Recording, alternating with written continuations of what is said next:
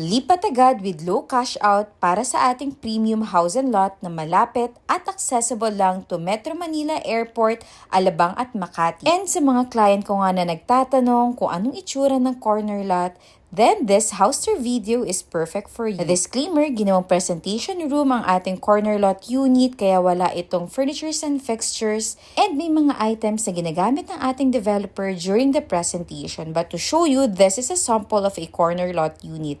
And ang provision na nga natin dito ay dalawang carport. Hi mga ka-home gold! This is Kiara Pepito Sabido again for another Kathleen Please 5 house tour. Ang ganda at ang spacious nga kapag corner lot unit ang nakuha mo at ganito ang sample turnover natin. Usually, nag-range ang ating lot size for corner lot from 90 square meters up to 120 plus square meter. At kung corner lot nga ang target mo, just to update you, meron na lang tayong nag-iisang corner lot unit left at iisa na lang din ang end lot na available natin. Mas malaki rin ang floor area kapag corner lot at end lot unit ka at may sliding door ka that will lead you to your outdoor dining or pwedeng lanay. At syempre, kung corner lot at end lot unit naman na makuha mo, mas marami ang window which is perfect for proper ventilation din. At same nga ang process natin na naka-low down payment or low cash out to wherein 3% lang required DP pag approve ka na ng bangko at na-inspect mo na ang unit, pwede mo nang malipatan. Then the remaining 7% for a total of 10%